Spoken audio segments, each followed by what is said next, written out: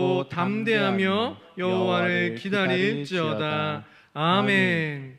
이 시간 버려짐 대신 기다림이라는 제목으로 함께 말씀 살펴보겠습니다. 버려지는 사람들이 있습니다.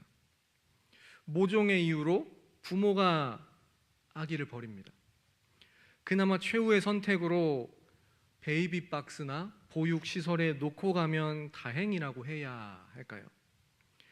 사랑받으며 자라도 모자랄 아이들이 부모에게 학대당하다가 고통스럽게 그 생명마저 버려지는 뉴스는 잊을만 하면 한 번씩 이슈가 되곤 합니다. 자녀에게 장애가 있는 경우 분명 부모가 함께 낳은 아이인데 부부 중 한쪽이 나머지 한쪽과 자녀를 버리는 경우가 있습니다. 저 장애가 있는 아이는 내 아이가 아니다라며 현실을 부정하는 남편도 있고, 조용히 남편과 아기를 놓고 야반도주하는 아내도 있습니다. 누군가는 부모의 편애 때문에 직접 버림받은 것은 아니나 정서상 마치 버림받은 것 같은 아픔을 안고 사는 경우들이 있습니다. 반대로 자녀가 연로한 부모를 모시지 못하겠다, 서로 안 모시겠다 하는 경우도 있습니다. 내지는 모시려는 이유도 단지 유산 상속 때문이라 몸은 모실지언정 부모님의 마음은 사실 버려지는 그런 경우도 있습니다. 친구들 사이에서는 다 같은 친구인데 친구들은 자신들의 친구 중 한 명을 왕따를 하며 버리고, 학교는 책임의 회피를 통해 직간접적으로 다시 그를 버린다더라. 잊을만 하면 듣는 뉴스일 겁니다. 그리고 누군가는 좀 옛날 이야기라고 생각할 수도 있겠습니다만 단지 자신이 남자로 아들로 태어나지 않은 그것 때문에 존재 자체만으로도 알게 모르게 원망을 들으며 직간접적으로 버려진 것 같은 삶을 사신 분들도 있으셨을 줄로 압니다. 요즘은 모르겠습니다. 반대로 딸이 각광받는 시대라 아들로 태어나고 딸로 태어나지 않았다고 원망하시는 경우 혹시 있으신가 어떤가 모르겠습니다. 사람 그 자체가 버려지면 생존의 위협을 받는 것 당연합니다. 그리고 정서적으로 내가 버림받는 것을 경험을 하면 나는 버림받았다, 이것이 주는 충격, 상실감은 평생 이어지기도 합니다. 여러분들은 어떠신가요? 그저 사랑 많이 받고 자랐기 때문에 감사하다라고 인생을 살아오셨나요? 아니면 사실은 나에게도 남모르게 간직해온 버림받음에 대한 아픔이 있으신가요? 그런데 오늘 본문에 의외의 인물이 나는 부모에게 버림받았다 고백합니다. 그는 다윗입니다. 시편에 나타난 다윗의 고백은 단지 시적이고 극적인 효과 때문일까요? 아니면 다윗에게도 정말 어떠한 버림에 대한 상처가 있는 걸까요? 오늘 말씀을 통해 더 나아가 세상은 다 나를 버려도 딱 한 분, 나를 버리는 대신 도리어 나를 위해 자신의 목숨을 거꾸로 버리신 그 한 분과 만날 수 있기 바랍니다. 먼저 오늘 본문을 간단히 살펴보겠습니다. 다윗의 시라는 표제가 붙은 이 시편 27편은 저자가 다윗이다라는 것 외에 다른 힌트를 주지는 않죠. 특정 사건을 배경으로 한 시편은 아닙니다.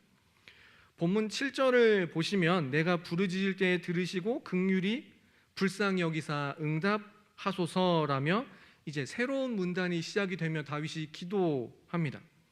그리고 8절 말씀 함께 읽겠습니다. 8절입니다. 시작. 너희는 내 얼굴을 찾으라 하실 때에 내가 마음으로 주께 말하되 여호와여 내가 주의 얼굴을 찾으리이다 하였나이다. 아멘. 아멘. 하나님께서 다윗과 당시의 사람들과 오늘날 우리들에게도 말씀하십니다. 너희는 내 얼굴을 찾으라. 너희는 내 얼굴을 찾으라. 다윗이 대답합니다. 여호와여 내가 주의 얼굴을 찾으리다. 하나님의 백성들에게 하나님께서는 너희는 내 얼굴을 찾으라, 기도하라 하셨지만 이러한 하나님의 부름에 다윗만 답했습니다. 내가 주의 얼굴을 찾으리이다. 우리가 이 밤에 이 자리에 온 것은 나의 처절한 부르짖음에 대해서 외면하지 않으시고 응답하시는 주님의 그 얼굴을 마주하기 위함인 줄로 믿습니다. 나를 위해 십자가에 죽으신 예수 그리스도, 우리 주님의 얼굴과 마주하기 위해 우리가 이 자리에 온 줄로 믿습니다. 이처럼 내가 여호와여 내가 주의 얼굴을 찾으리이다 대답한 다윗의 기도가 이제 절정을 향해 갑니다. 우리 9절과 10절 말씀 함께 읽겠습니다. 시작. 주의 얼굴을 내게서 숨기지 마시고 주의 종을 노하여 버리지 마소서. 주는 나의 도움이 되셨나이다.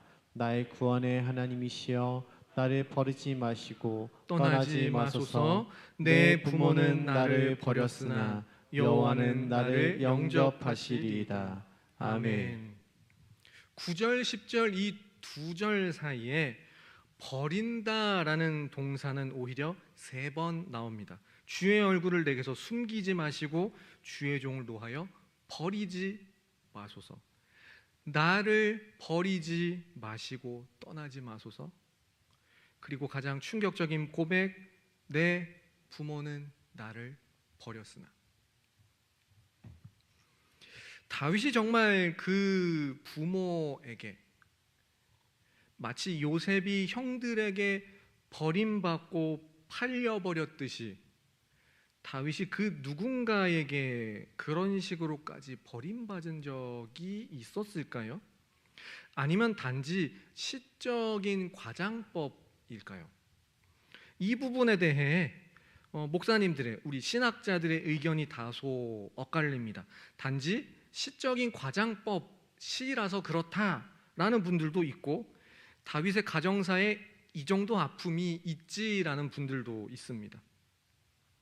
한번 들어보시겠습니까? 사무엘상 16장에 다윗이 처음 등장을 합니다.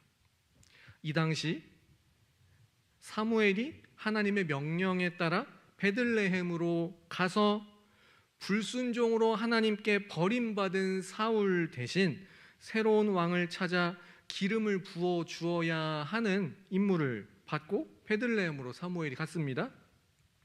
아시는 바와 같이 이새의 7 아들들이 모두 사무엘의 앞에 섰고 사무엘이 첫째 엘리압부터 차례대로 쭉 지나갔습니다. 이들 중에는 아시는 바와 같이 차기 왕으로 기름 부음을 받을 사람은 없었죠. 7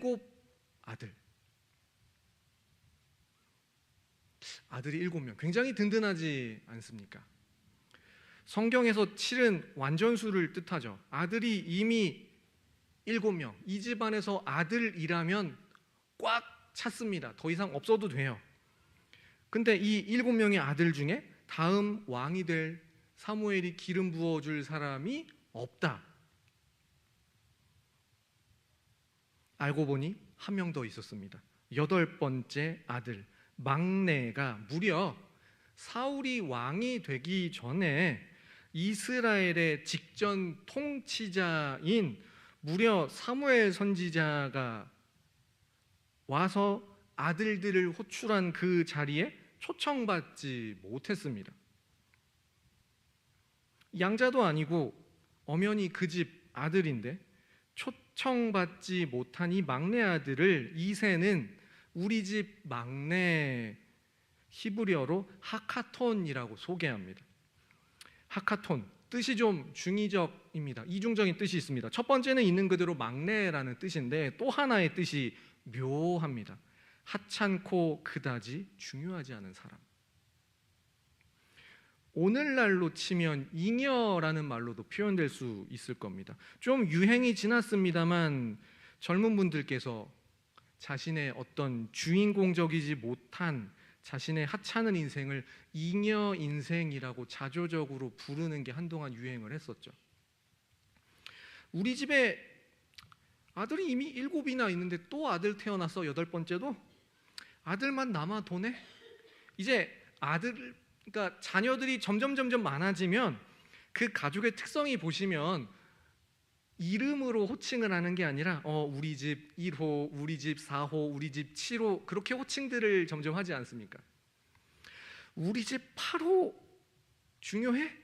사무엘 선지자가 부르는데 얘까지 불러야 돼? 막내 그냥 양치라고 해라는 식의 뉘앙스가 있지 않느냐 이렇게 본다라는 겁니다.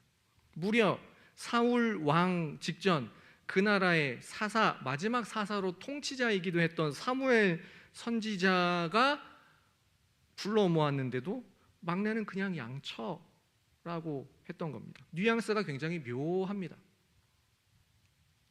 그리고 사무엘상 17장 다윗과 골리앗 에피소드가 나오는 곳입니다. 다윗은 이제 아버지 이새의 심부름으로 전장에 있는 형들에게 필요한 물품, 먹을 것들을 갖다 주러 또 소식도 확인하러 갔습니다.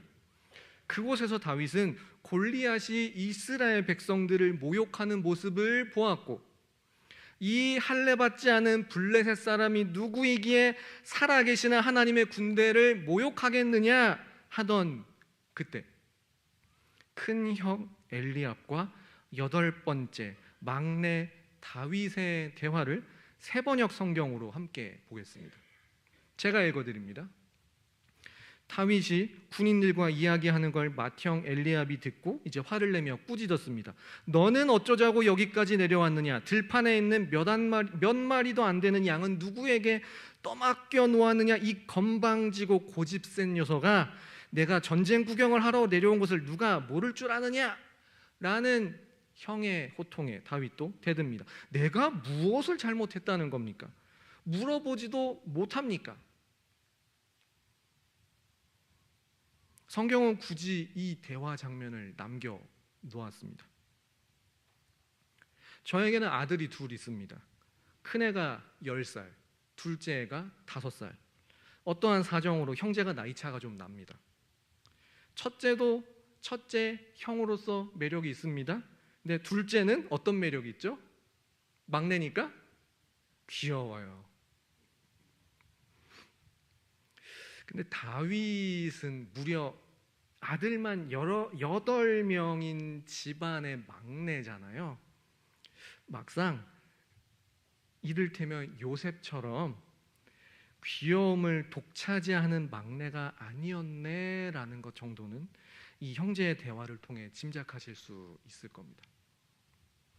이후 다윗의 삶은 버림받음의 연속이었습니다. 사울 왕에게 버림받았고 죽을 뻔했고 자신이 사랑한 아들 압살롬이 도리어 아버지인 자신을 버리고 반역하고 죽이려 해서 도망쳐야만 했습니다.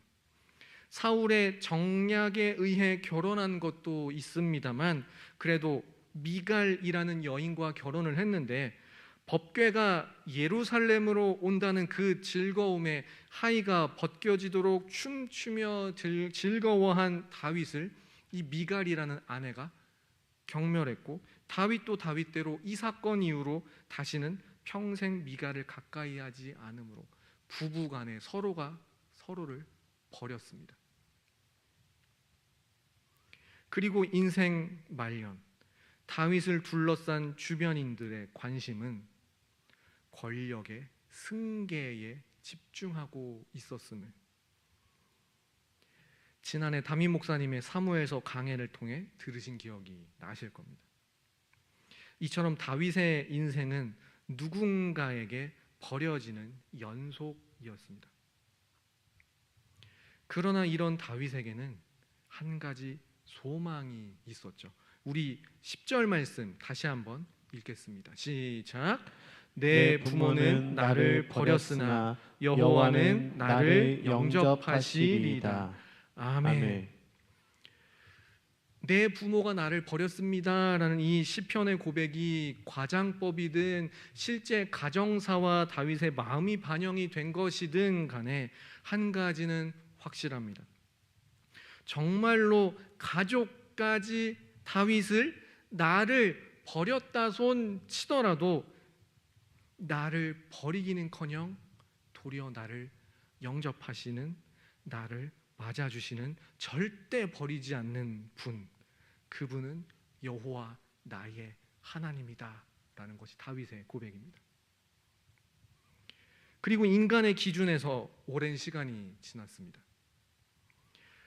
한 사람이 감히 인간이 경험할 수 없는 버려짐을 당하고 계셨습니다. 바로 참 하나님인 동시에 참 사람이신 예수님이셨습니다. 예수님의 평소 기도를 잘 보시면 예수님께서는 항상 하나님을 아버지라고 불렀습니다. 한 예로 요한복음 17장을 보십시오. 요한복음 17장 전체가 다 예수님의 기도인데 매번 하나님을 향해 아버지, 아버지라고 부르며 기도하는 것을 보실 수 있을 겁니다. 그런데 이런 식의 예수님의 이 평소의 기도 규칙이 깨지는 유일한 순간이 있었는데 바로 십자가에서 그 목숨을 버리시며 동시에 우리의 죄 때문에 하나님으로부터 버려지는 순간이었습니다. 마가복음 15장 34절 말씀 함께 읽겠습니다. 시작. 제 부시에 예수께서 크게 소리 지르시되 엘리 엘리 라마 사박다니 하시니 이를 번역하면 나의 하나님 나의 하나님 어찌하여 나를 버리셨나이까 하는 뜻이라. 아멘. 십자가에서만큼은 아들이 아버지에게 버림받았습니다. 하나님 아버지와 가장 친밀하신 성자 예수님께서 이 순간만큼은 하나님 아버지를 향해 아버지라고 부르지 못했습니다. 아버지 대신 하나님이라고까지만 부르며 외치셨습니다. 나의 하나님, 나의 하나님, 어찌하여 나를 버리셨나이까. 예수님께서 하나님에게 버림받았습니다. 그런데 예수님께서 왜 버림받았나요? 앞서 살펴본 다윗의 버림받음은 우리가 사는 세상이 완악한 죄인들이 살기 때문이며 우리부터가 마찬가지로 그 죄인이기 때문에 서로가 서로를 버린다라는 것을 알 수 있습니다. 때로는 악한 마음과 이기적인 목적으로 누군가를 대놓고 버립니다. 때로는 내 성격대로 사느라 버리고, 욱해서 버리고, 화를 못 이겨 버리고, 더 이상 고통을 견딜 수 없어 인내하지 못해 누군가를 버립니다. 심지어 그럴 의도가 아니었는데 결과적으로는 어쩌다 보니 상처를 서로 주고받으며 서로의 마음을 버리고, 아니 실제로 서로를 버리기도 하죠. 남은 어차피 남이기 때문에 거리낌 없이 버립니다. 그리고 가족인데도 서로를 버리고, 아니 오히려 가족이기 때문에 버립니다. 이런 우리를 위해 예수님께서 십자가에서 대신 버림 받으셨습니다. 하나님을 매번 아버지라고 부르신 하나님과 가장 친밀하신 하나님의 아들께서 십자가에서 버림받은 것은 순전히 우리 때문입니다. 예수님께서 십자가에서 자기 목숨을 버리신 것은 우리 때문입니다.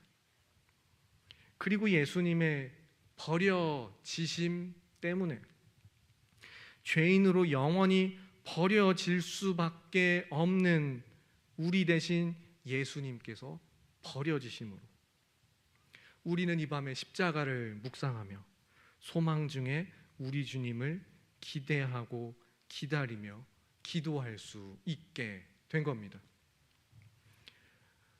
이 말씀을 통해 오늘의 말씀을 정리하고자 합니다. 시편 27편의 마지막 13절과 14절 함께 읽겠습니다. 시작. 내가 산자들의 땅에서 여호와의 선하심을 보게 될 줄 확실히 믿었도다. 너는 여호와를 기다릴지어다. 강하고 담대하며 여호와를 기다릴지어다. 아멘. 우리가 누군가나 무언가를 기다린다라는 것이 소망이 되려면 기다리는 대상이 사람이든 물건이든 반드시 나에게 온다라는 보장이 있어야 합니다. 우리를 위해 십자가에서 대신 자기 목숨을 버리신 주님께서 이 밤에 우리 기도를 들으십니다. 주의 얼굴을 기다리는 우리를 위해 이 자리에 오셔서 우리와 함께 하시고 기다리던 우리를 만나 주십니다. 다윗은 어떠한 이유에서든 내 부모는 나를 버렸으나 여호와는 나를 영접하신다. 여호와를 보게 될 줄 확실히 믿는다. 너는 여호와를 담대히 기다려라 고백합니다. 세상은 어떠한 방식으로든 우리를 버립니다. 죄인된 우리는 본의 아니게 누군가를 또다시 버릴 수도 있습니다. 그러나 우리에게 소망이 있음은 절대 우리를 버리지 않으시고 도리어 우리를 위해 자신을 십자가에서 버리신 예수 그리스도 때문입니다. 먼저 나를 버리지 않으시는 주님을 바라보며 기도의 응답을 기다리는 이 밤 될 수 있기 바랍니다. 그리고 나를 대신하여 십자가에서 자기 목숨을 버리신 죄인인 나 대신 버려지신 주님이 이 밤 우리의 기도가 되고 우리 인생의 유일한 소망으로 우리가 그렇게 삼을 수